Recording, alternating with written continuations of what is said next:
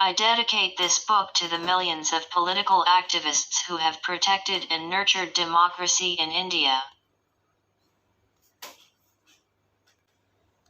Preface. As I step into my 80th year, it is the most unimaginable changes I have witnessed in our country.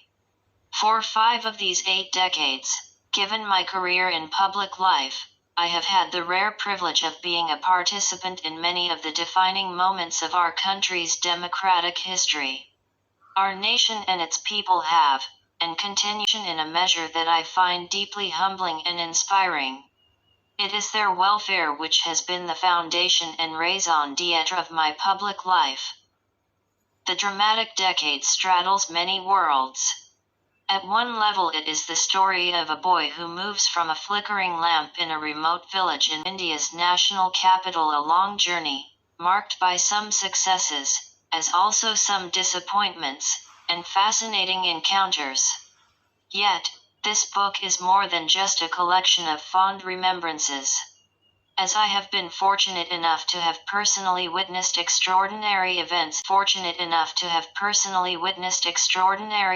in this nation's past, it is a retelling of India's political history as I have experienced it. The dramatic decade is the first of a trilogy. This book covers the period between 1969 and 1980. It begins with my entry into public life as a member of the Rajya Sabha and covers 3 epical events: the war that led to the liberation of East Pakistan, the events leading up to, and following, the declaration of the emergency in 1975, and the emergence of coalition politics in India with the formation and coming to power of the Janata Party in 1977. Each of these events significantly shaped the political landscape and discourse of our country. I intend to deal with the period between 1980 and 1998 in Volume 2, and the period between 1998 and 2012, which marked the end of my active political career, in Volume 3. In covering the decade between 1970 and 1980, there is a lot I have retrieved from my personal diaries. While I had, tragically, lost substantial segments of this material when my house was flooded, I was also fortunately able to recollect and rewrite large segments of the diary. After the waterlogging episode, I made it a point to create the first draft in my own hand, then get 2 or 3 copies typed and printed for safekeeping. The past often is.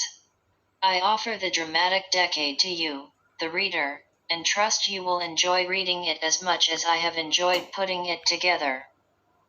Pranab Mukherjee, New Delhi, November 2014. Prologue. Missed. December 11, 1935, the day I came into the world. Over the years I have noticed that, while the daily routine of my work life carries on unabated, on this day, my thoughts take me far away. My South Block, North Block, and the distances beyond become indistinct in my mind.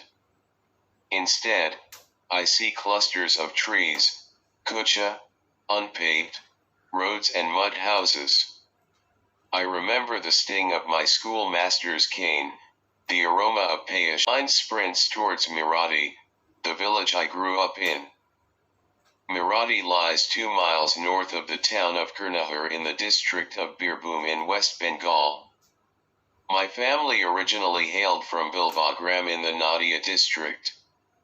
In 1880, my grandfather wasn't a prosperous village. There was just one pakha dwelling, that of the zamindar, while all other families, including mine, lived in mud houses.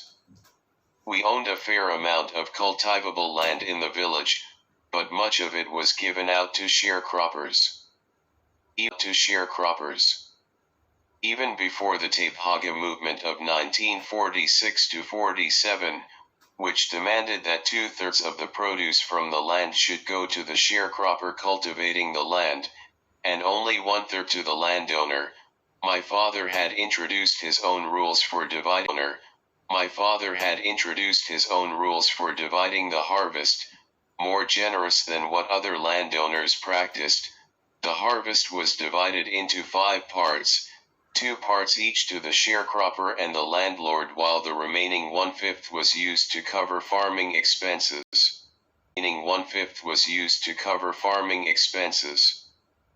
Ours was a relatively content village, in that there were no major disputes. There might have been some heated arguments over the distribution of the harvest, or some drunken brawls, but that was generally the extent. Consequence arose, my father would be the chosen arbitrator. He would discuss the issue with the village elders, and then resolve it according to village tradition.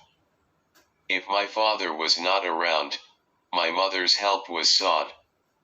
For a period, then, restless child, forever up to mischief and with a penchant for avoiding studies as much as I could. I would rather play away my day with the neighborhood boys than go to school. This is not to say that I did not get thrashed for this indiscipline, both by my mother and the school. At that time I thought it well worth to endure the thrashing to pursue my deep interest in having a good time.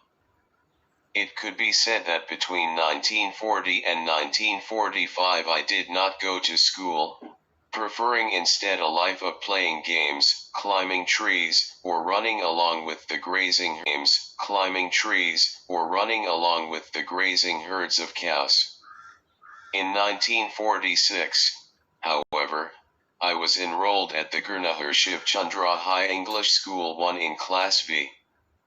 A well-known school in the area. It was about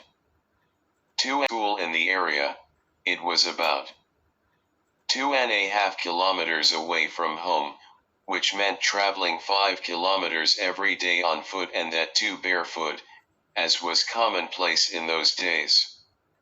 Much of the journey entailed walking over a raised path with ditches on either side.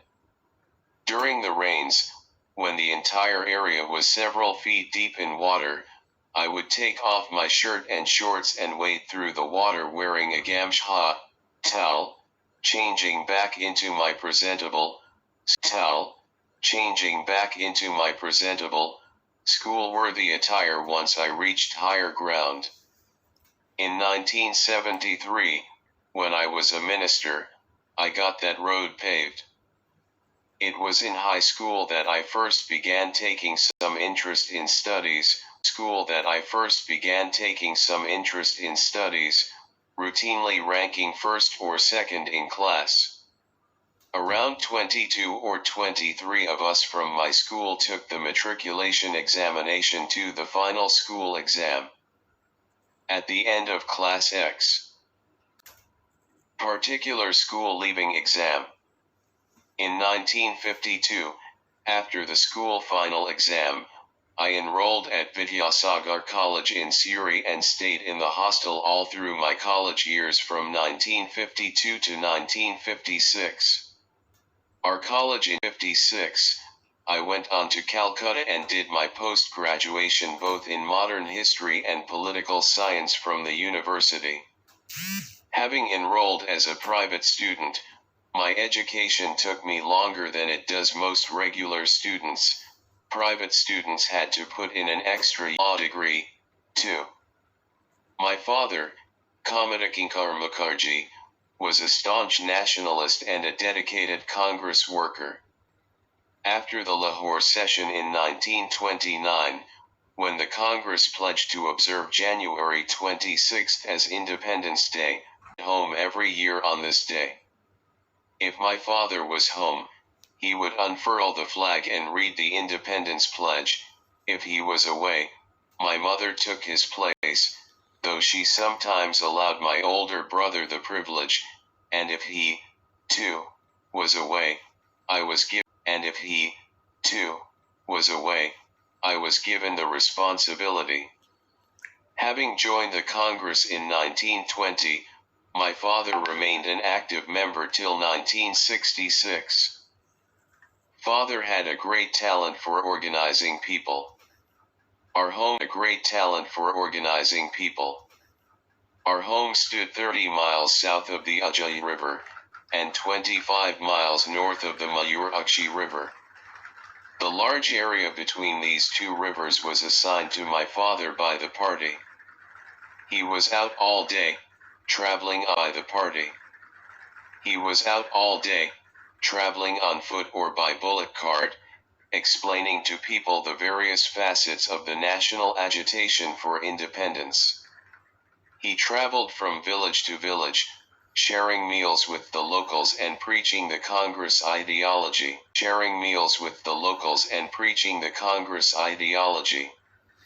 Rabindranath Tagore once jokingly remarked to my father that he, father, was compensating for the behavior of our forefathers who disdained the poor, calling them low caste and keeping them at a distance.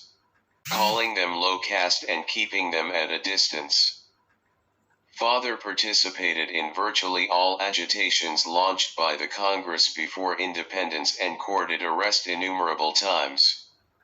I recall an amusing incident from those times, one that my mother recounted for many years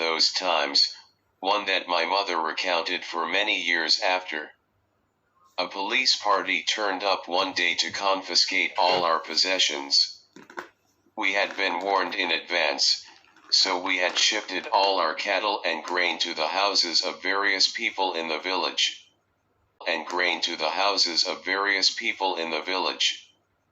Father's papers also had been similarly removed and given to neighbors for safekeeping. Not finding much to confiscate, a sub-inspector in the police party asked me, "You used to have cows at home?" "I've seen them." "Where have they gone now?" Straight-faced, I replied, "Cows. We ate them." The sub-inspector was astounded. "What are you saying? You are Hindus and years old then," said, "Actually, Father has been in jail for a long time. So we sold the cows for some money to feed ourselves." Even when a large number of Congress workers and leaders in West Bengal were swept away by Netaji Subhas Chandra Bose's the handful of people who remained steadfast in their loyalty to Mahatma Gandhi. He, along with a few others, was charged with the responsibility of running the Birbhum District Congress.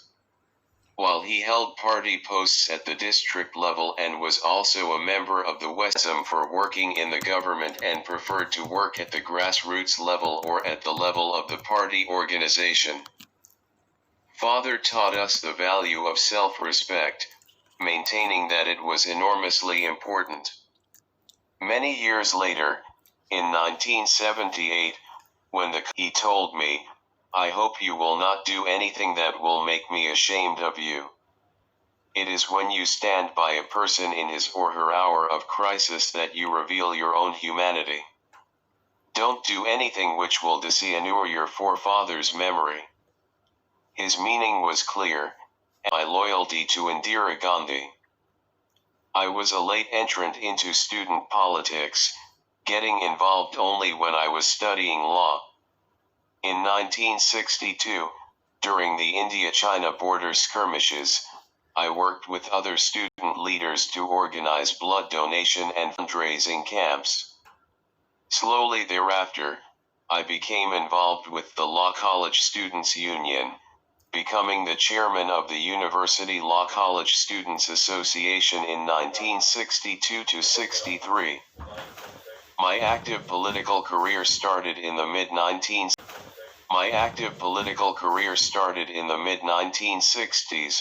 when I joined Ajoy Mukherjee's Bangla Congress. Originally a congressman, Ajoy Babu, in keeping with the Kamaraj Plan, which had many Congress ministers across the country quitting office, which had many Congress ministers across the country quitting office in the early 1960s to devote themselves to party work, resigned his ministerial berth and took over as president of the West Bengal Congress. But it became difficult for him to get any work done because the real West Bengal Congress rested with Atulya Ghosh. Though the Congress had successfully held West Bengal in the first 3 general elections after independence, there had been significant internal problems within the West Bengal Congress right from the outset, with Atulya Ghosh and Surendra Mohan Ghosh and Prafulla Chandra Ghosh on the other. Things came to a head in the state Congress in 1950 when a group of West Bengal congressmen led by Prafulla Ghosh left the party while Atulya Ghosh's control and influence over the West Bengal unit was slowly established and was a member of the West Bengal Pradesh Congress Working Committee from 1948. Ultimately, in 1966, there was a split in the West Bengal Congress, with the group headed by Ajoy Mukherjee striking out on its own. The Bangla Congress was formally launched on May 1, 1966.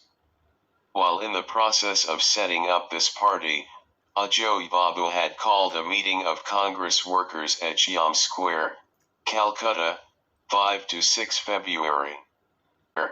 Calcutta, 5 to 6 February.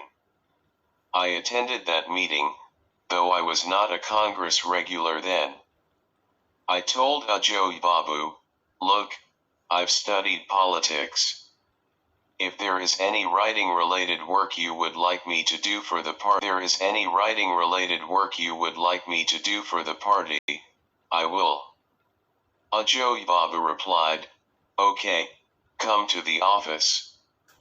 It was on June 8, 1966, when on a tour of the state with Ajoy Babu, that I first mooted the idea of a united front to him.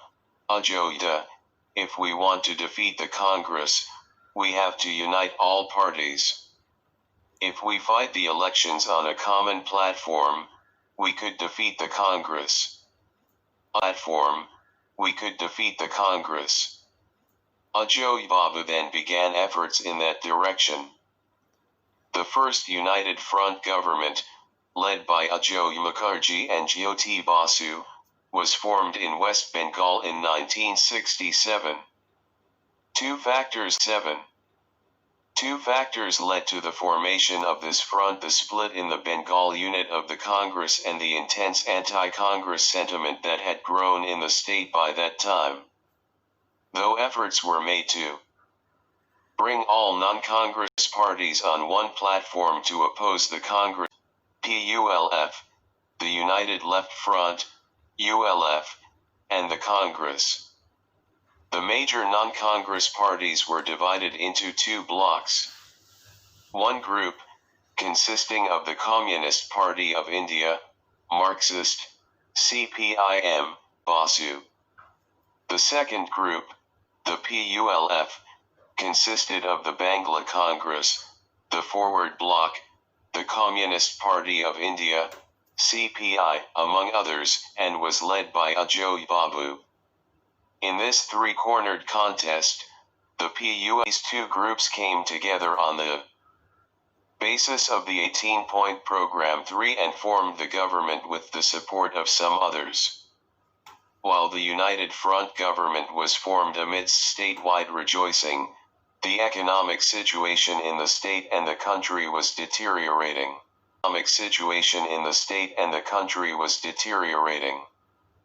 The situation did not improve even after this election, as a result of which the first non-Congress government formed in the state did not last long. Given the economic situation, particularly Food Minister Prafulla Ghosh's handling of the food policy, representatives of the CPI-M in the United Front's Coordination Council began creating trouble, to Ajoy Babu's great annoyance. to Ajoy Babu's great annoyance. Seeing that Ajoy Babu was becoming increasingly frustrated by the internal discord and dissatisfaction, some congressmen started wooing him back into the party. The idea was that if the 30 formulays of the Bangla Congress joined hands with the 127 Congressmlays, the group would form a majority in the assembly, then constituting 280 members, and could form the government. Here, I'm only repeating the little that Ajoy Babu told us. It was decided that on October 2nd, Mahatma Gandhi's birthday, Ajoy Babu would resign as Chief Minister, and the All India Congress Committee, 8th Minister, and the All India Congress Committee, AICC, would simultaneously withdraw his expulsion from the party. The larger plan was that the expulsion of all 34 Bangla Congress members would be withdrawn and a Congress ministry would be formed in West Bengal, with Ajoy Babu again becoming Chief Minister. Before this could happen, however, Bharan Sengupta, a correspondent with Ananda Bazar Patrika, got wind of this plan and reported it in the newspaper. He had even got hold of the resignation speech Ajoy Babu had intended to broadcast. The story created a sensation, and there was complete pandemonium. A meeting was called at the residence of Matter. All United Front leaders arrived at Kanai Babu's house. Ajoy Babu spoke on the matter in detail, after which it was decided that the CPI-M would temper its agitational stance and would no longer embarrass or humiliate the meeting and the decisions taken. Ajoy Babu decided to remain in the Bangla Congress and agreed not to resign as Chief Minister. However, the meeting also sealed the division in the ranks of the Bangla Congress. Led by Praful Ghosh, 17 of the 30 and go back to the Congress. The governor wasted no time in receiving their letters, and asked Ajoy Babu to immediately convene a session of the assembly to prove his majority. In response, Ajoy Babu told the governor that as he had already called for the assembly forward, and that it was the ministry's prerogative to decide when assembly sessions should be held. The governor was not convinced, and told Ajoy Babu, after listening to them the Bangla Congress Malays who had quit the party, I feel you no longer have a majority in the that you have the requisite numbers. It must be borne in mind that at this time the country at large, too, was in the throes of major political change. It was not only in West Bengal that the Congress had been defeated in the 1967 elections, but also Tamil Nadu and Kerala. During 1966 there was upheaval in some provincial Congress committees, and a number of prominent Congress leaders from these states decided not to go along with the clique in the party.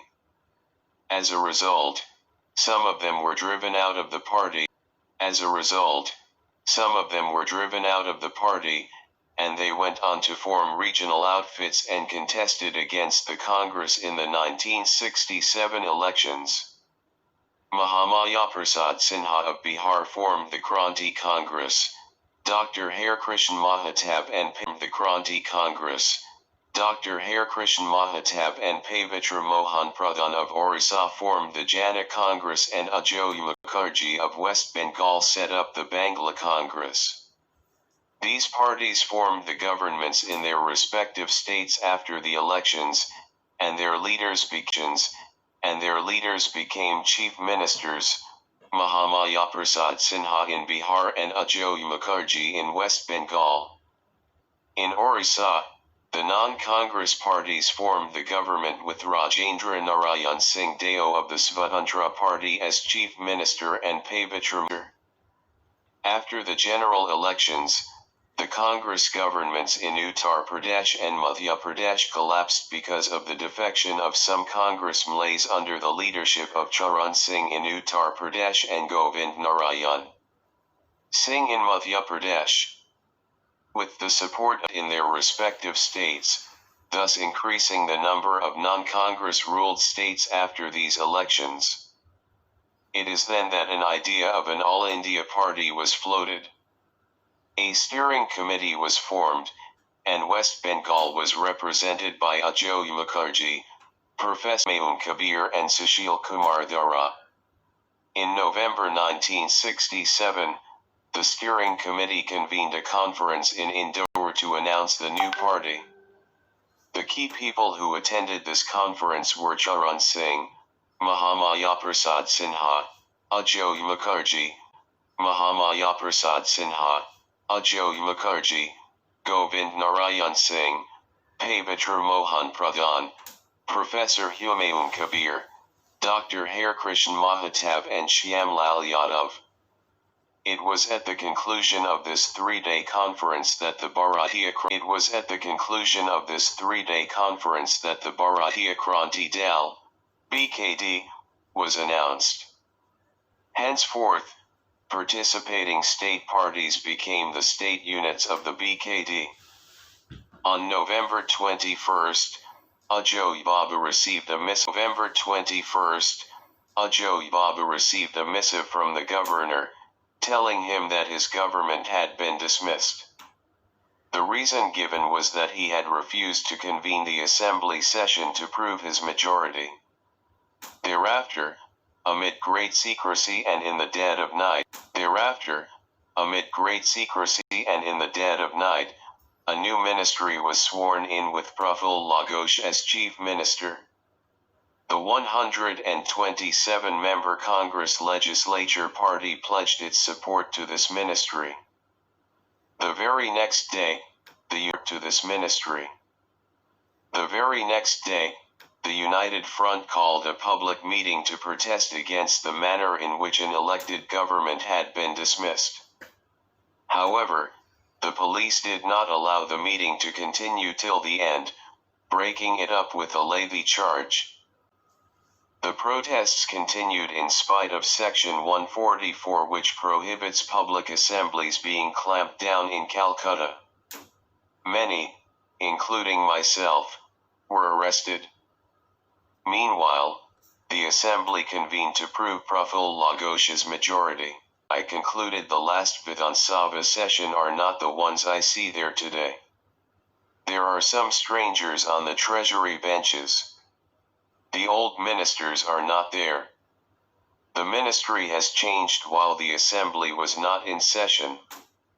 This is completely undemocratic. Seatings of the assembly indefinitely. There was absolute pandemonium thereafter. Praful Laghosh had a paperweight flung at him. Some other MLAs, however, surrounded him and ensured that he did not get hurt. Political instability continued and, ultimately, the assembly was dissolved. And president's rule was imposed in the state. This state of affairs continued till March 1969, when the United Front coalition came to power for the second time with a thumping majority. Though elections to the State Assembly were announced for September-October 1968, they couldn't be held due to the devastating floods in Jalpaiguri and Cooch Behar.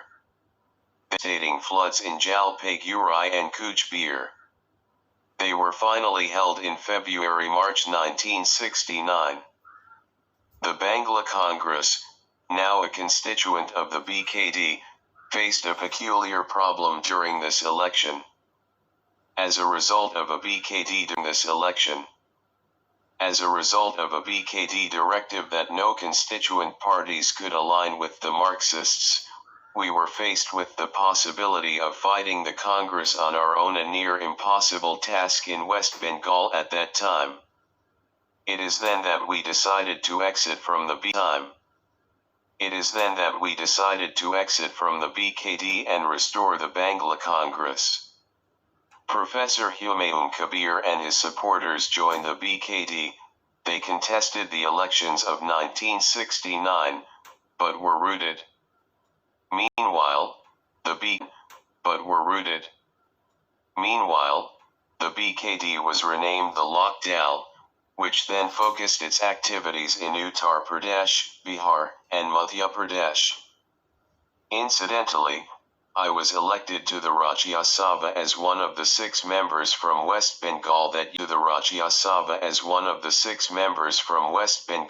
year.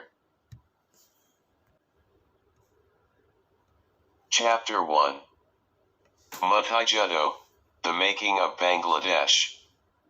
And the midnight of 14 to 15 August 1947, India was partitioned into 2 dominions, India and Pakistan, and the 2 subcontinental neighbors embarked on markedly distinct political trajectories.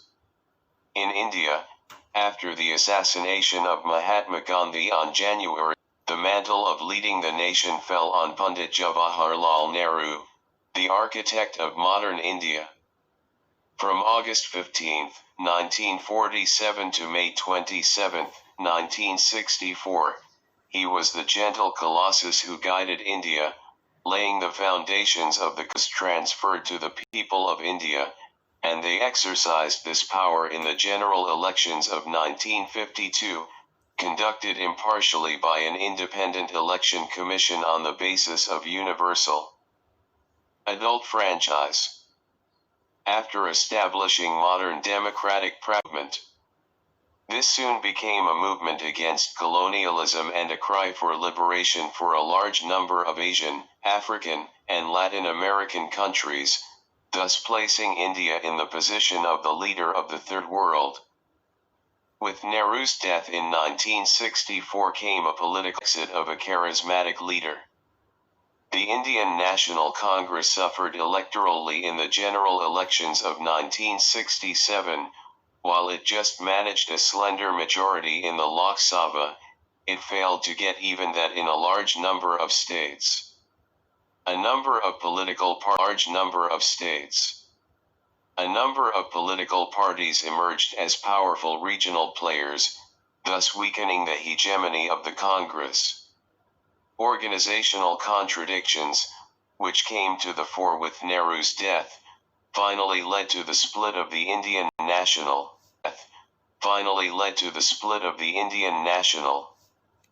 Congress in 1969. And then came the bold leadership of Indira Gandhi. Under her command the Congress, with the support of a range of political parties such as the Dravida Munnetra Kazhagam, DMK, and the Communist Party of India, CPI, emerged victorious in the midterm general elections of 1971, getting a 2/3 majority in the Lok Sabha and later, in 1972, recovering many of the state assemblies it had lost earlier. As these events were unfolding in India, eastern Pakistan was in the throes of momentous change. In the first ever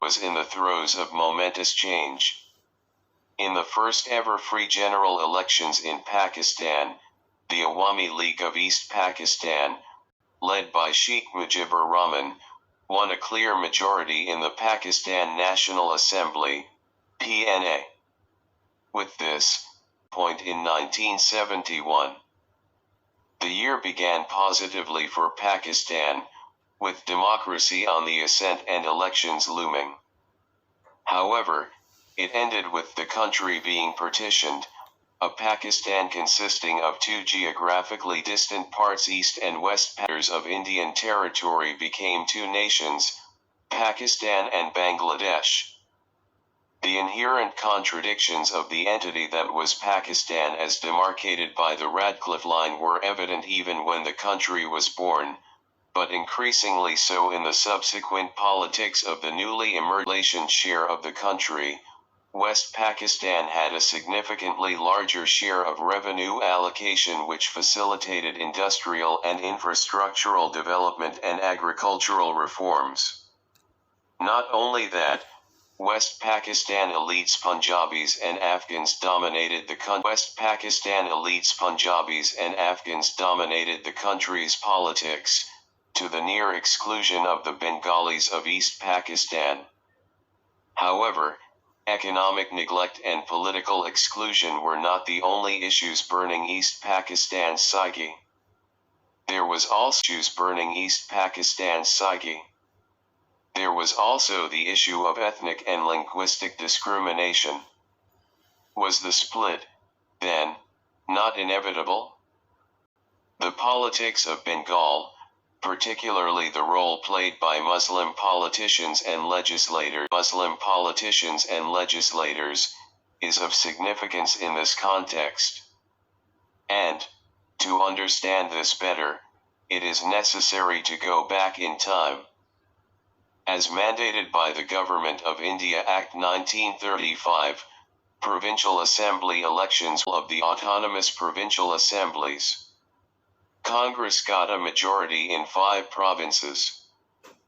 The United Provinces of Agra and Oudh, Central Provinces and Bihar, now Madhya Pradesh, Bihar, Orissa, and the Madras Presidency, where it eclipsed the Justice Party. In the Northwest Frontier Province, NWFP, the Congress, with minor party support, was able to form a ministry. Similarly, in Bombay, where it fell just short of gaining half the seats, groups to form a majority.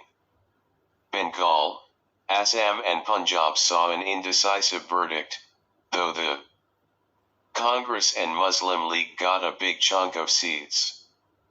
For in Sindh, the Sindh United Party got a clear majority. In Bengal, Muslim League got 39, while AK Fazlul Huq's Krishak Praja Party, KPP, got 36 seats. 5. The fractured verdict resulted in Fazlul Huq first trying to build a coalition government with the Congress he preferred to League. Though Sharad Chandra Bose, Subhas Chandra Bose's elder brother, a prominent Congress leader in Bengal and the leader of the Congress party in the assembly, agreed to join hands with Fazlul Huq, no consensus could be reached on the joint program. An angry Fazlul Huq decided to seek the support of the Muslim League instead. Thus a Krishak Praja Party Muslim League coalition government, with support from scheduled caste and some independent upper caste Hindu Malays came to power. The Muslim League took full advantage of its governmental authority in Bengal to extend its support base over the Muslim masses. It also befriended Huq and persuaded him to join the League within a short time with many of his followers. In fact, in his anxiety to accommodate every interest that could support his government, Huq became a minority within the ministry. This, as also his abandonment of the election pledges, caused rumblings in the KPP.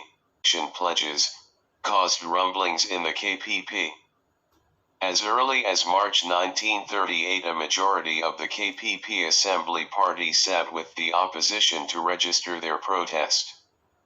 Huq realized that he could save his ministry only with Janata's support and join the League at its annual session at Lucknow in December 1937. Between 1937 and 1940, Huq was drawn into the vortex of Muslim League politics, although he never felt comfortable in the landlord-dominated party. 6. Fazlul Huq had a checkered political career as he was aligned to, or part of, various political parties between 1941 and 1946. Parties between 1941 and 1946. He became the first premier of Bengal in 1937, joining the Muslim League shortly thereafter, but this government did not last for its full term, and collapsed in December 1941.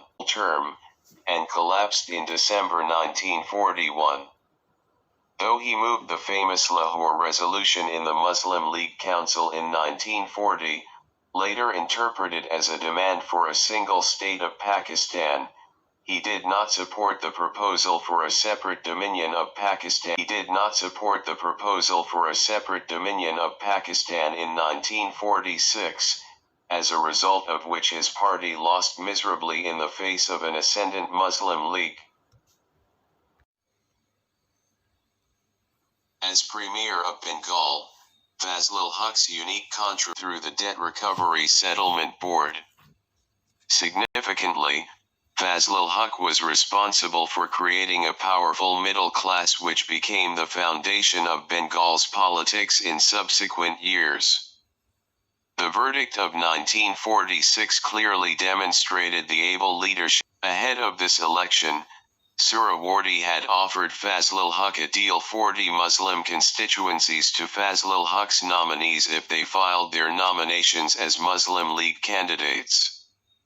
Fazlul Huq rejected the proposal outright and contested elections on a separate manifesto of the 121 Muslim seats, while nationalist Muslims and Fazlul Huq's party were completely washed out, as was the Congress, though the Congress fared well in general seats, winning 87 out of 97. This was also the first time 7 out of 97. This was also the first time that the Communist Party contested elections, winning 3 seats. Jyoti Basu, Ratan Lal Brahman, and Rupnarayan Roy were elected. In spite of the mandate, Suhrawardy did not, and Roy were elected. In spite of the mandate, Suhrawardy did not form the government immediately. With the view that a large part of the population would have no representation in such a government, he endeavored to co-opt the Congress into a coalition. Senior leaders of both parties tried to work things out, but their efforts were unsuccessful. Consequently, on April 23, 1946, Suhrawardy formed his cabinet with 7 other members of the Muslim leader of the Scheduled Castes Federation, the lone Hindu minister in the cabinet. The family of the Nawab of Dhaka was not represented in this cabinet, though the Nawab of Bagra, Muhammad Ali, held a cabinet post. Most of the ministers. This government's darkest hour came only a few months later. The Muslim League had announced August 16, 1946 to be observed as Direct Action Day to press for their demand for Pakistan. While it was expected that the agitation would be against it, turned into a communal confrontation between Hindus and Muslims instead. Hindus and Sikhs were targeted on the assumption that they were opposed to the creation of Pakistan. While there are many published accounts of this period, 2 experiential accounts stand out. Founder of Bangladesh and the then leader of the student wing of the Muslim League, provides a glimpse into this time of irrationally raised passions in his book, The Unfinished Memoirs, 8, as does Tapan Roy Chaudhary in his Bengal Nama. 9. Calcutta, though. Riots spread to Noakhali in Bengal, and then Bihar and Punjab. Hindu-Muslim amity was thrown to the winds and sanity was lost for the time being. This was in sharp contrast to the glorious Hindu-Muslim unity demonstrated against 1945, when Hindus and Muslims jointly demonstrated on the streets of Calcutta against the British policy of divide and rule. Perceptions of safety radically changed in Calcutta from what they were before August 16. While Calcutta streets were perceived to be safe today, they became unsafe thereafter. The period after the Second World War was one of momentous political change in India. In its wake, Congress-led ministries resigned from the United Provinces of Agra and Oudh, the central provinces, Bihar, Orissa, Bombay, and Madras in protest against the unilateral decision of the British government to make India declare war against the Germany-led Axis forces and become a part of the Allied forces led by Britain, without assessing public opinion in India. To resolve the crisis and effect a political resolution, a powerful ministerial mission headed by Sir Stafford Cripps was sent to India to hold discussions with 10 Indian leaders to ensure their cooperation with the war efforts of the British government. However,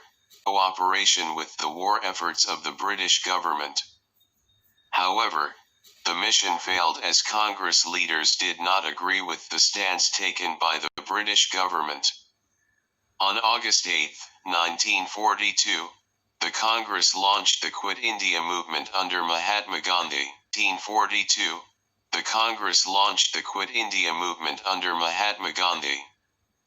As a result, Congress leaders were arrested and the party was banned. However, Mahatma Gandhi's message reached every corner of the country, spurring people to rise against numbers. Subhas Chandra Bose left the country and, via Germany, reached Japan to take over the leadership of the Indian National Army, INA. By 1944, Netaji had liberated the Andaman and Nicobar Islands with Japanese support of Germany, Italy, and Japan. The Second World War ended in 1945. Catalyzing heightened political activity. The ban on the Congress was lifted, its leaders were released from jail and a dialogue between them and the British government began. 1946. An interim government took office in India with Governor-General Lord Archibald Wavell as the President of the Executive Council and Jawaharlal Nehru as Vice President. The other members were Sir Claude Auchinleck, Sardar Vallabhbhai Patel, Asaf Ali, C. Rajagopalachari, Sharat Chandra Bose, Dr. John Mathai, Sardar Baldev Singh, Sir Shafat Ahmed Khan, Jajavan Ram, Syed Ali Zahir and C.H. Babha. 5 seats were offered to they initially refused. However, on October 15, 1946, they accepted the offer and Liaquat Ali Khan, Ibrahim Ismail Chandragar, both later served Pakistan as prime ministers, Abdur Rab Nishtar, Raja Ghazanfar Ali and Jogindra Nath Mandal joined the government. Jinnah's choice of Mandal as a Muslim League nominee was an effort to counter the Muslim card of the Congress. Significantly, none of the other Muslim League members were from Bengal.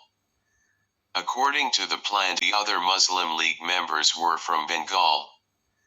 According to the plan declared by the British government on June 3, 1947, shadow ministries were to be set up in the to-be-partitioned provinces of Punjab and Bengal so as to look after all interests.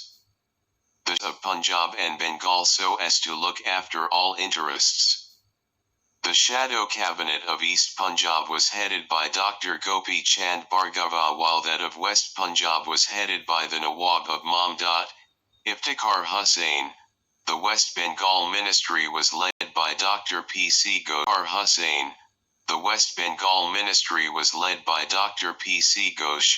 a member of the Congress Working Committee, CWC.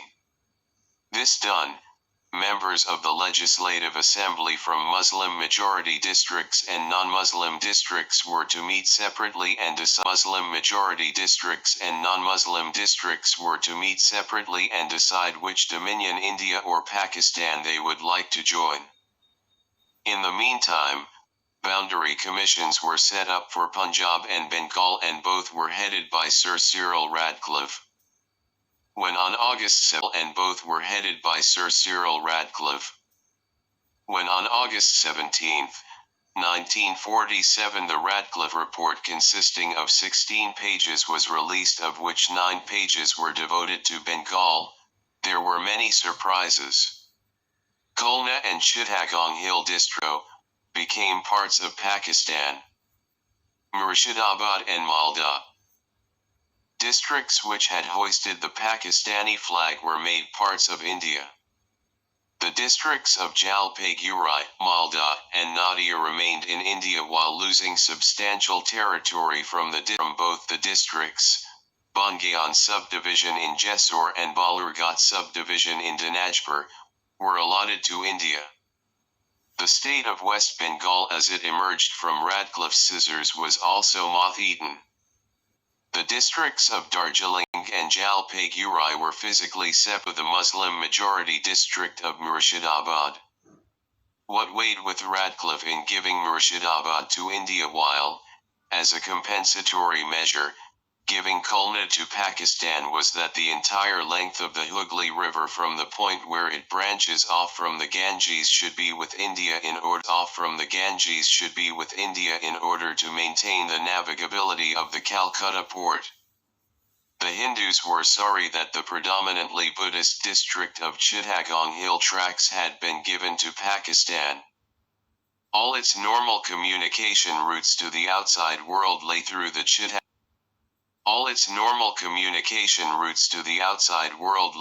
Chittagong district, and apparently that had influenced Radcliffe's judgment, although he failed to notice in his haste that the hill tracts of Chittagong had a long border with Lushai Hills district of the Indian province of Assam,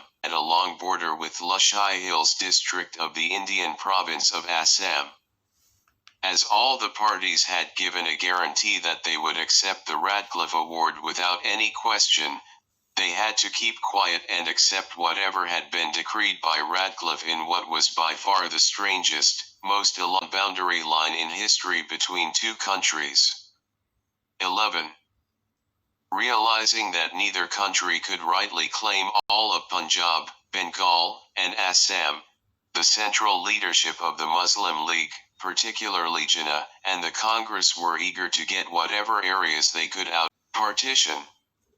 However, some leaders in Bengal floated the idea of an undivided Bengal. Maulana Akram Khan and H.S. Surawardi were totally opposed to the partition of the province, and Congress and Muslim League leaders met on several occasions to work out a formula to avoid it. Memoirs. Mujibur Rahman wrote of a conspiracy against Surawardi while the partition plan was being finalized. His claim that the Muslim League leadership in Bengal was kept in the dark about the partition of Bengal is hardly surprising given Surawardi's unambiguous position and his support. The cross-party discussions in Bengal yielded a formula, an important ingredient of which was that a constituent assembly would be elected by the people of Bengal, and the elected members of this assembly would then decide whether to join India or Pakistan or remain independent.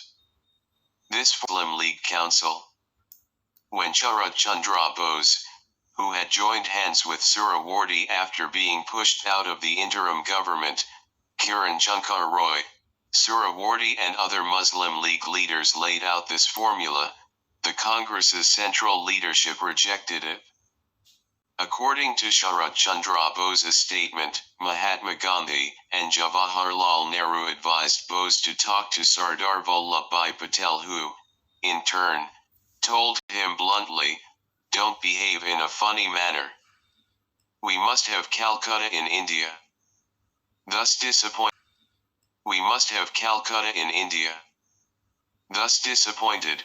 they returned home. The ground reality, too, made the task of the proponents of an undivided Bengal difficult. After the riots of Calcutta and Noakhali, Hindus were wary and hesitant of living in a province dominated by a Muslim majority, as would be the case in an undivided Bengal. Dr. Syamaprasad Mukherjee, president of the All India Hindu Mahasabha and a prominent leader of Bengal, was a strong supporter of a partitioned Bengal and was able to influence the public mood substantially in its favor. At that moment, he emerged as the undisputed leader of Bengali Hindus. In this scenario, therefore, used to consider any new scheme unless it was agreed to by both the Congress and the Muslim League. In the meantime, Suhrawardy's popularity rapidly declined because of the almost continuous communal rioting in Bengal, as also due to his support and strong advocacy for a united Bengal. He had been elected to the Bengal Assembly from a constituency which fell in West Bengal. He lost his position as the leader of the Muslim League in the East Bengal Assembly to Sir Khawaja Nazimuddin, Nawab of Dhaka, who declared that Dhaka would be the capital of East Bengal. Rahman claims that by doing this, Khawaja Nazimuddin completely blocked the chance of staking a claim to Calcutta as the capital of Pakistan. According to him, if Calcutta had become a part of East Bengal, it would certainly have been the capital of Pakistan. That Suhrawardy's overall popularity among the Muslim masses of Bengal would have propelled him to the office of Prime Minister of Pakistan. The genesis of Bangladesh remained in this discord within the Muslim League and marginalization of several prominent leaders like H.S. Suhrawardy. After partition, the Muslim League in Bengal was largely dominated by zamindars and landed aristocrats. In his book, Mujibur Rahman stated that Suhrawardy's drive to abolish the zamindari system was one of the reasons for his defeat in the leadership election of the Muslim. Large number of legislators were zamindars. Even when Mujibur Rahman tried to influence the newly elected Sylhet legislator to support Suhrawardy, he failed. It is said that when they came to participate in the leadership election, they demanded 3 ministerial berths from the zamindari system would not be abolished. Suhrawardy refused to make any commitment and they voted against him. Significant changes in national politics, too, further accentuated the marginalization of East Bengal politicians. Jana Sangh first became Governor-General of Pakistan, and then Prime Minister after the assassination of Liaquat Ali Khan in 1951. With Nazimuddin becoming Prime Minister, though he was replaced a couple of years later by Muhammad Ali of Baghra, Ghulam Muhammad, a civil servant, took over as Governor-General of Pakistan. Ghulam Muhammad's appointment marked the ascendancy of bureaucrats in Pakistan's politics. In fact,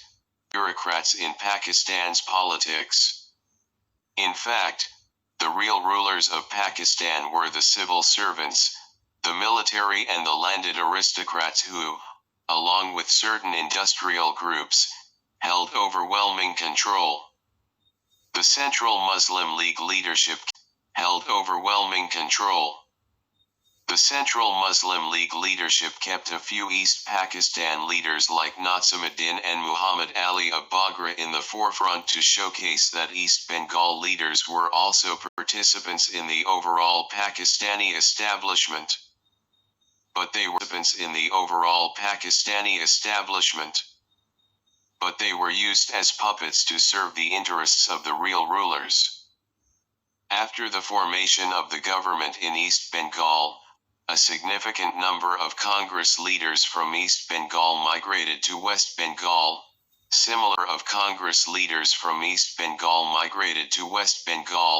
Similarly, important Muslim League leaders from West Bengal went to East Bengal. As in the formation of government, so also in the leadership of the Muslim League, the middle-class intelligentsia, which emerged in the 1930s, was marginalized. 4. which the Muslim League paid a heavy price in the 1954 election to the East Bengal Legislative Assembly. In the meantime, the Rashtrabhasha, national language, Pakistan. The Pakistan Constituent Assembly discussed the issue in February 1948, and almost all Muslim League members backed this demand. Babadhirendranath Dutta, a Congress member of the Assembly, voiced the demand that Bengali be Atticized by Muslim League members, and Prime Minister Liaquat Ali Khan accused Dutta of being an Indian agent focused on destroying Pakistan. This criticism notwithstanding, the reaction in Bengal was unambiguous. The East Bengal Muslim Students' League (ENSIN) protested against Urdu being imposed as the only state language, and reiterated Dutta's demand. With the support of senior Muslim League leaders such as Kamruddin Ahmed and Jamsul Haq as well as Mujibur Rahman, they set up the Rashtrabhasha Bangla Sangram Parishad. As Mujibur Rahman, they set up the Rashtrabhasha Bangla Sangram Parishad, Bengali State Language Agitation Council, and decided to observe March 11, 1948 as Bangla Bhasha Day. The large-scale student support and turnout came up against a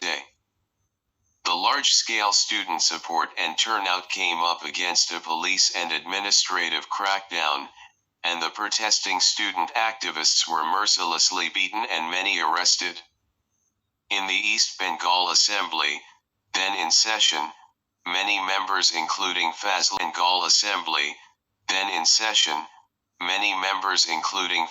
Haq, Muhammad Ali of Bagra, Tofazil Ali, Kare Hossain, and Anwar Khatun strongly condemned the Muslim League and the government. The government repression had the effect of bringing people together in wider support for the cause, as a result of which the government agreed to initiate a dialogue with the leaders of the agitation. However, shortly thereafter, on March 16, the movement was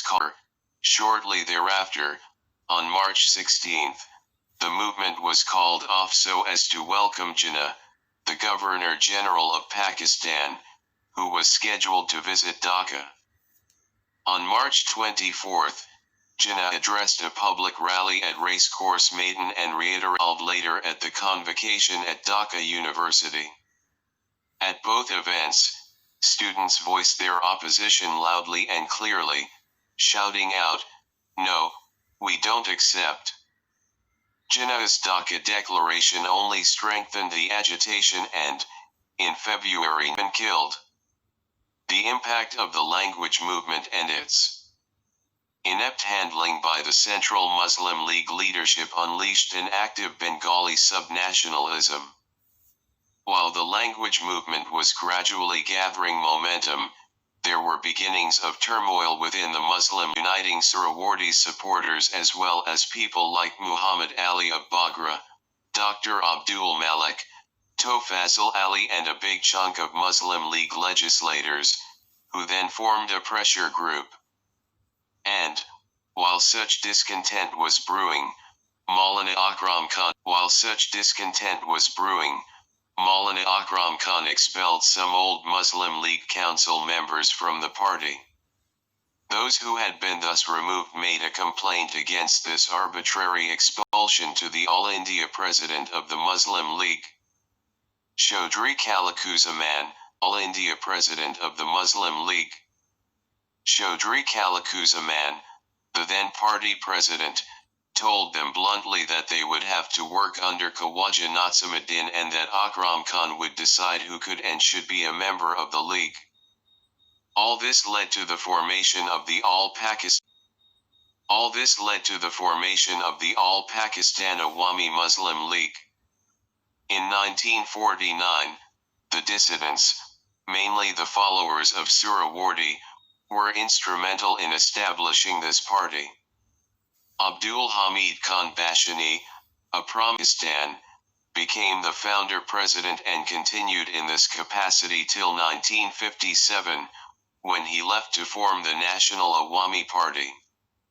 Mujibur Rahman was associated with this party from the very beginning and worked hard to establish it and spread its influence across East Bengal. Prominent and popular Bengali Muslim leaders out of the Muslim League had a far-reaching effect. The Awami League grew stronger over the years and Mujibur Rahman emerged as the uncrowned leader of this organization over the course of time. Elections to the East Bengal Legislative Assembly at the initiative of three prominent Muslim leaders of Bengal Surawardi, Fazlul Huq and Maulana Bashani, a united front was established.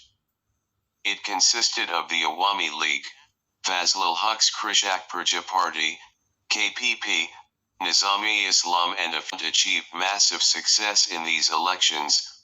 Out of 309 seats, the ruling Muslim League Party got only 13, and all prominent leaders of the Muslim League, including Nurul Amin, who was the premier of East Pakistan, were dark contrast to the League's performance in 1946 when it had virtually made a clean sweep. It was decided that Fazlul Huq would form the government, which he did first with 4 members. He then expanded the ministry to include leaders of the Awami League and some other parties. Of the Awami League leaders, Atur Rahman Khan, Abul Mansur Ahmed, Abdus Salam Khan, Hashimuddin Ahmed, and Mujibur Rahman joined the ministry. In his autobiography, Mujibur Rahman states that rather than introspect and take corrective measures, East Pakistan Muslim League leaders instead left their respective areas and began operating out of West Pakistan, focusing on toppling the United Front government.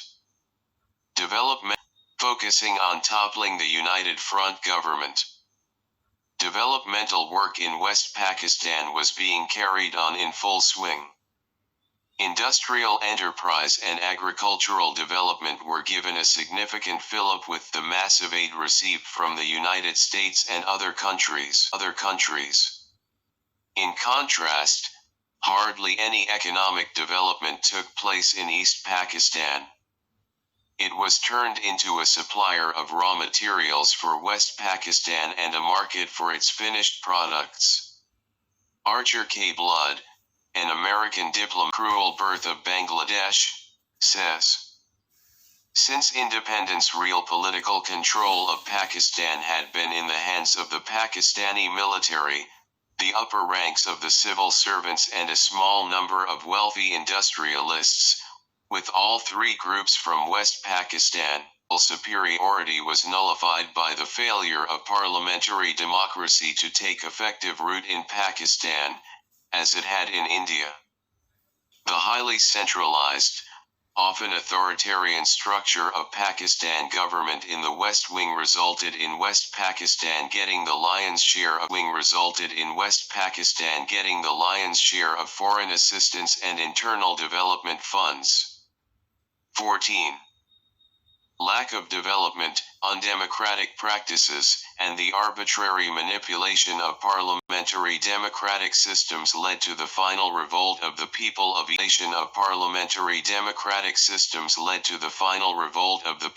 East Pakistan against the ruling West Pakistan. Mujibur Rahman emerged as the leader of this revolution. If one studies his eventful life during these years, one can understand how he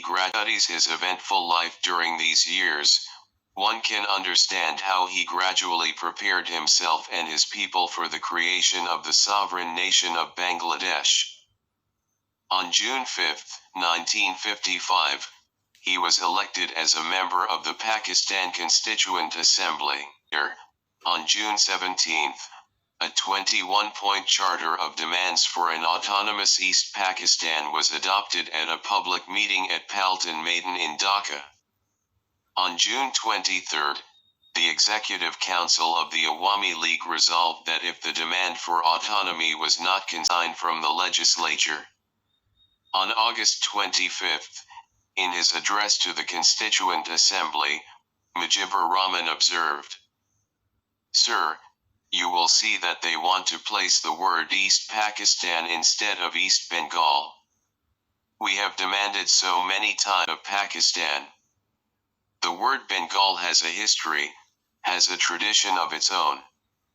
You can change it only after the people have been consulted.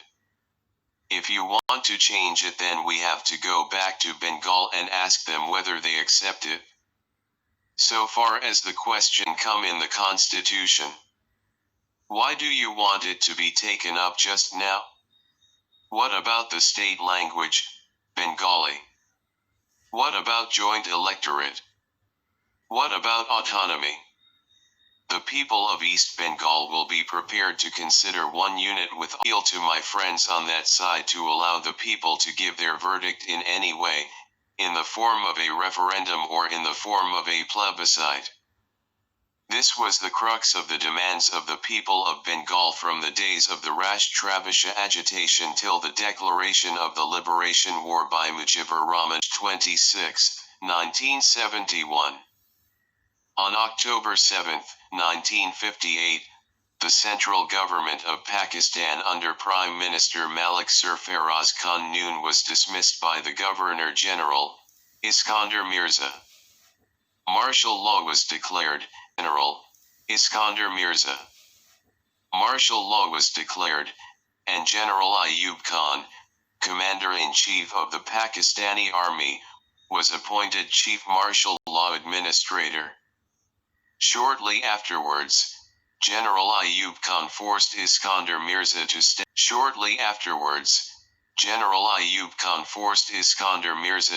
down and go into exile, and assumed absolute authority of governing the whole of Pakistan on October 27, 1958.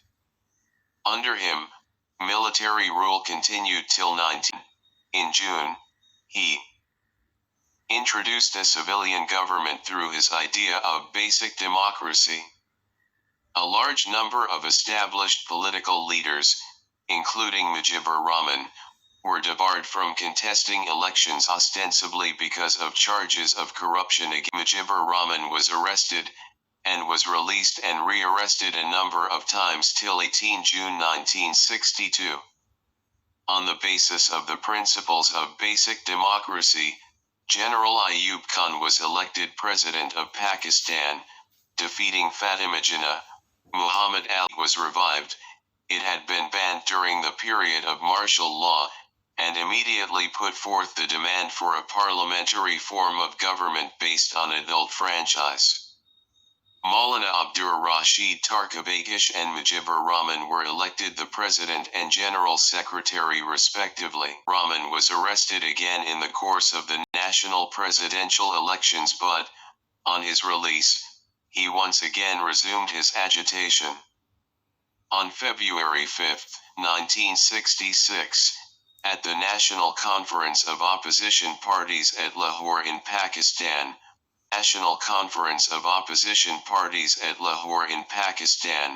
Mujibur Rahman placed the historic six-point charter of demands for East Pakistan, see Appendix 1. On March 1, 1966, Mujibur Rahman was elected the President of the 1966. Mujibur Rahman was elected the President of the Awami League and began a vigorous campaign to create public opinion in favor of this charter. On January 3, 1968, the Pakistani government launched the ill-famed Ugratla conspiracy case.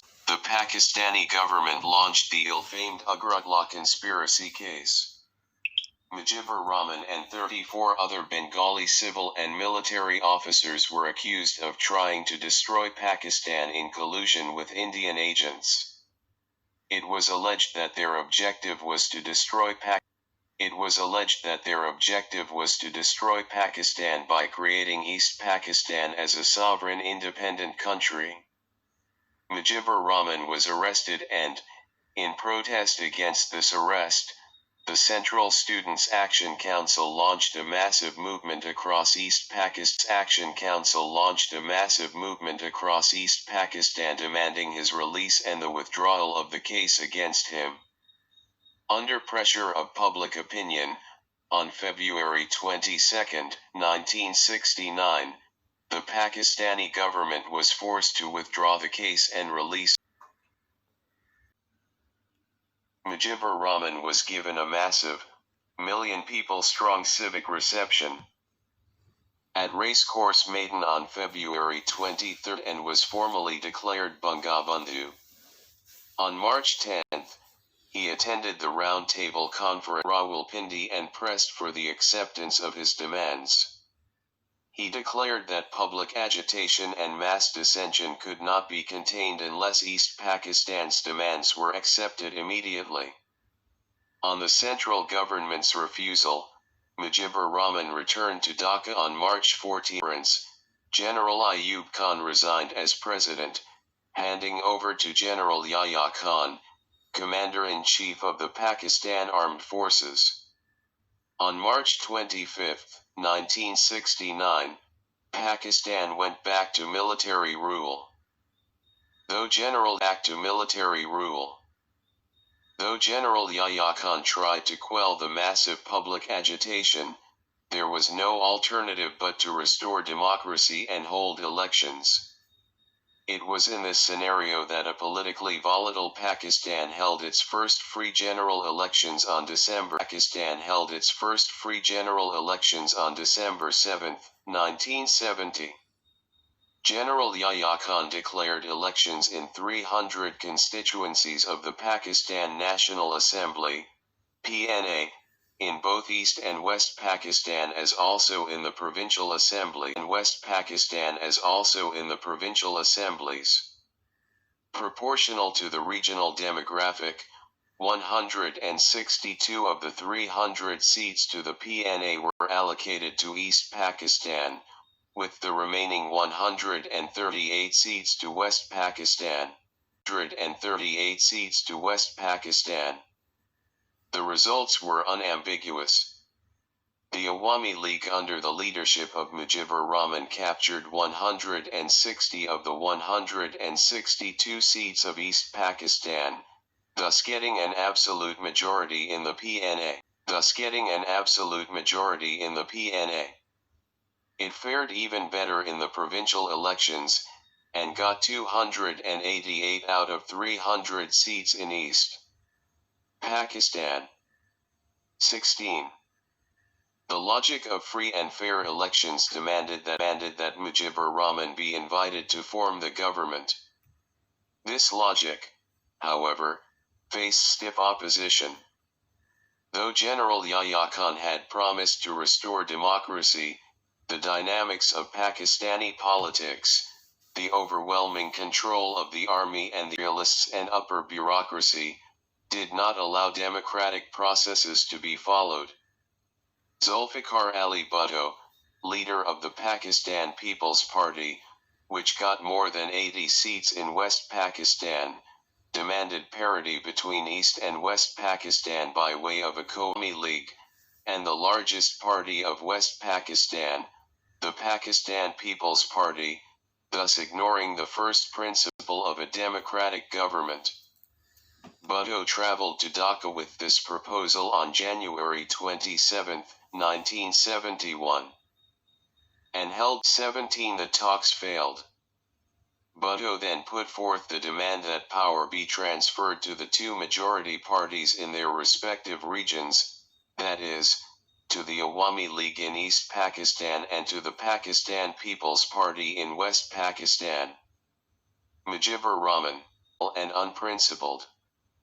General Yahya Khan, under pressure from Bhutto and the strong anti-Bengali lobby active in West Pakistan, indefinitely postponed the session of the PNA scheduled to be held from March 3, 1971. And, on March 7, at a massive public meeting at the Dhaka Racecourse Maidan, Mujibur Rahman appealed to all Bengalis to unite in the struggle for liberation, This struggle of ours is the struggle for our total freedom. You convert each house into a fort. Whatever you have at your hand, you confront the enemies with that.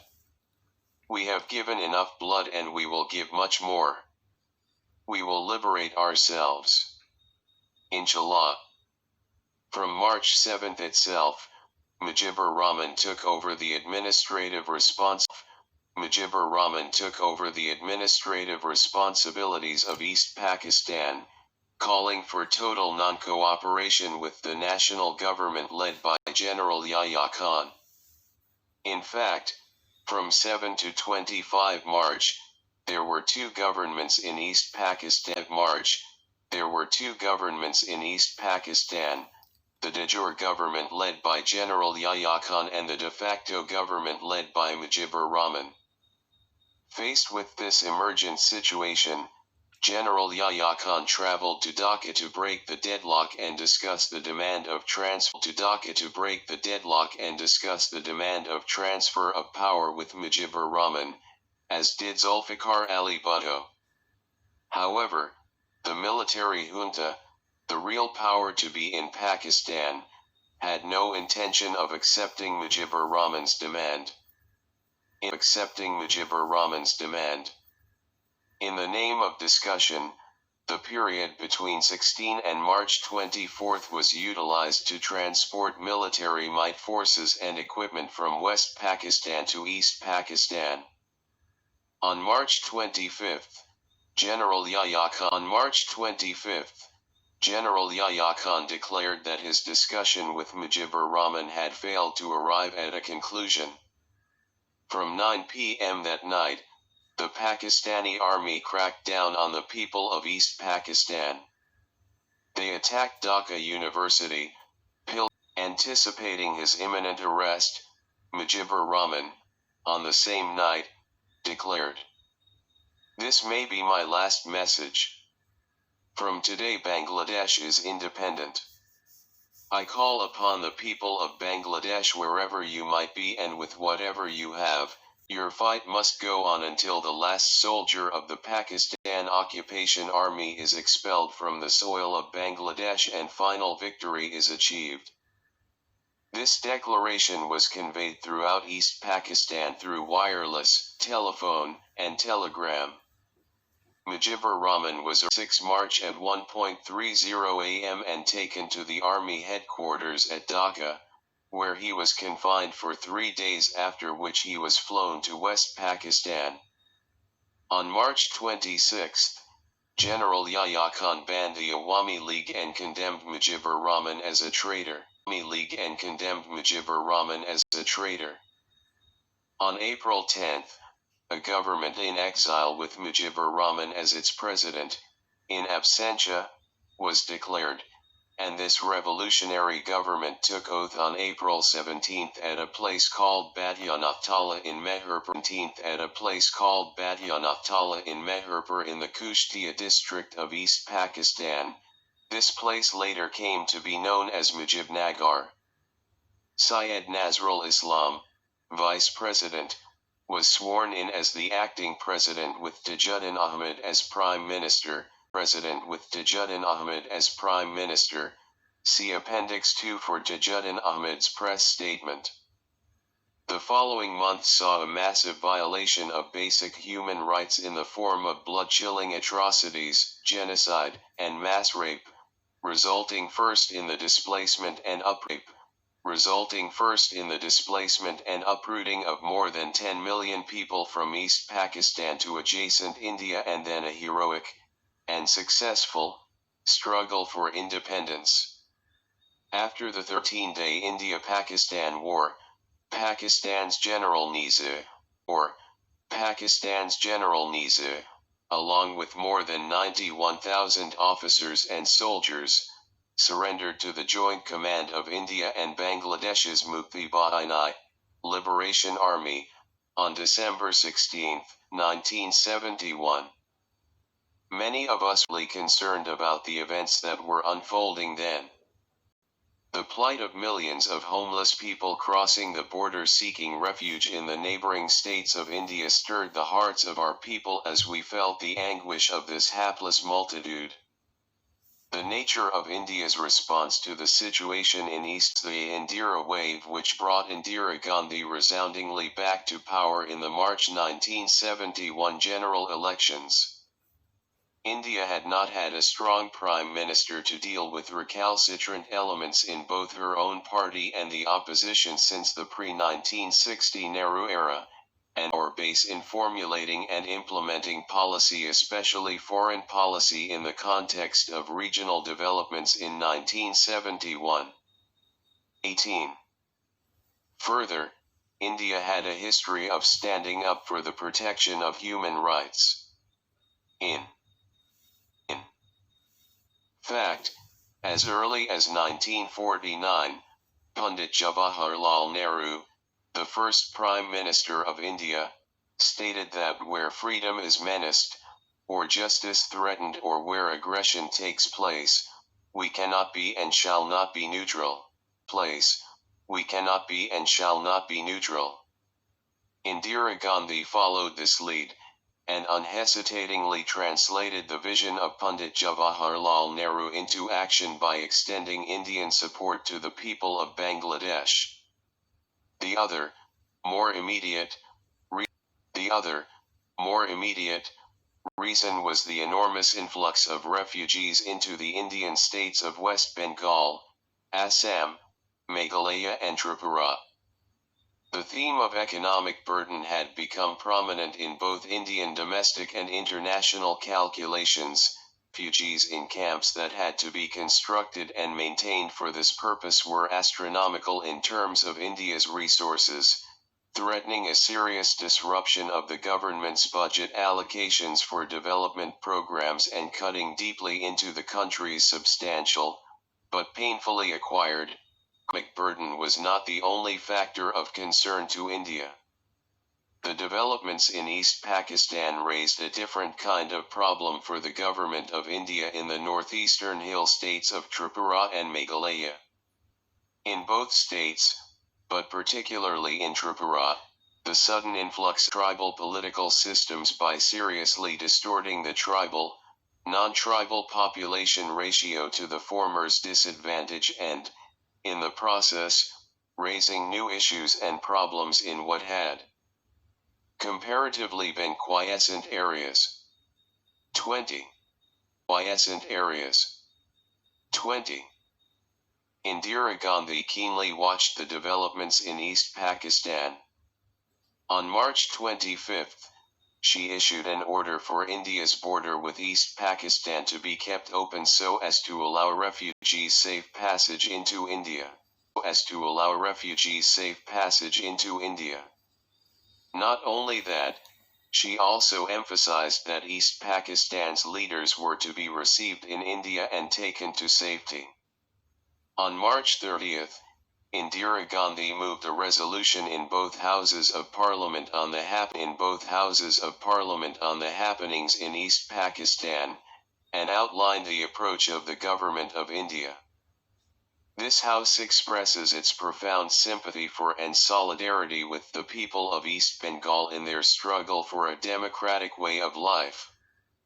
Bearing in mind the period as we are to uphold and defend human rights, this House demands immediate cessation of the use of force and the massacre of defenseless people. This House records its profound conviction that the historic upsurge of the 75 million people of East Bengal will triumph. Wholehearted sympathy and support of the people of India. 21. On June 15, during the budget session, I initiated a discussion on the floor of the Rajya Sabha, suggesting that India should accord diplomatic recognition to the government of Bangladesh. When a member sought my suggestion on how to tackle the problem, I responded by saying, I am talking of a political solution, which means categorically recognizing the sovereign democratic government of Bangladesh. Political solution means giving material help to the democratic, sovereign government of Bangladesh, I reminded the House of the many instances in world history when intervention on similar grounds had taken place. The exhortations within India as well as in Parliament notwithstanding, Indira Gandhi set forth on a tour of the West, Europe and USA to energize world opinion to the cause. This was in spite of a slant towards Pakistan evident in Kissinger's early comment that in the event of hostilities between India and Pakistan over Bangladesh, the US would not support India. All these efforts, in India and abroad, were made with the intention of stalling the prospect of war. An intensive diplomatic campaign got underway, with Foreign Minister Swaran Singh, several other cabinet ministers, and the highly respected independent Jayaprakash Narayan leading missions to key countries in Eastern and Western Europe, North America, and Asia. The message carried by all these missions was the same: the need to pressure the Pakistan government into offering a political solution in East Pakistan, acceptable to the Awami League if peace and stability were to be. If New Delhi had had any illusions about the utility of international pressure upon Pakistan when these missions set out, these had disappeared by the time the last of them returned in early July. A second wave of diplomatic missions were sent out in September, but this time India would press at the UN General Assembly session starting October and prepare them for the direct use of military force by India. 22. I got a lot of recognition from Indira Gandhi when she sent me abroad to build an atmosphere of support for India's position on the 6th Conference of the Inter-Parliamentary Union, 2–10 September 1971, we took the opportunity to explain the situation to the large number of country delegates present and urged them to prevail upon their governments to speak out against the violation of human rights in East Pakistan. I was then sent to the United Kingdom and the then Federal Republic of Germany with a similar mandate. On December 3, 1971, at twilight, Pakistan launched preemptive air strikes against India. Border battles between India and Pakistan have erupted into full-scale war. Jets from West Pakistan have attacked at least 4 Indian airports, with reports stating that 8 airfields have been struck. Initial reports of the Pakistani air attacks were unclear, but both capitals confirmed the Indian airports of Amritsar, Pathankot, Avantipur, and Srinagar were hit. The Indian government has declared a state of emergency. 23. And thus started the 13-day war between India and Pakistan, pitting Pakistan against the joint forces of the Indian Army and Bangladesh's Mukti Bahina. The war was won swiftly. After the surrender of the Pakistani forces on December 16, 1971 at Dhaka Racecourse Maidan, Indira Gandhi announced in the Lok Sabha, "Mr. Speaker, sir, I have an announcement to make which I think the House has been waiting for some time. The West Pakistan forces have unconditionally surrendered in Bangladesh.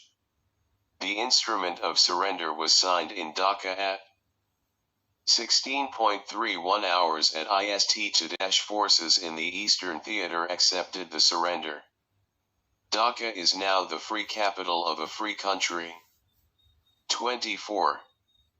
Indira Gandhi took a tremendous risk by steadfastly supporting the liberation struggle of East Pakistan, particularly given the from China, proving that she was a leader with nerves of steel, fully equipped and able to carry on her father's legacy.